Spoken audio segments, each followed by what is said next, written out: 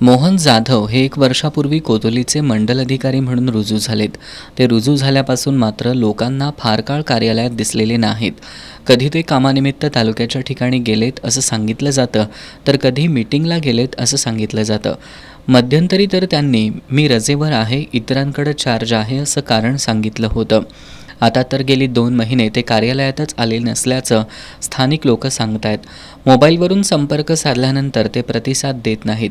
त्यामुळं महसूल विभागाशी संबंधित कामांसाठी येणाऱ्या लोकांची मोठ्या प्रमाणात गैरसोय होत असून लोकांमधून तीव्र नाराजी व्यक्त होतीये.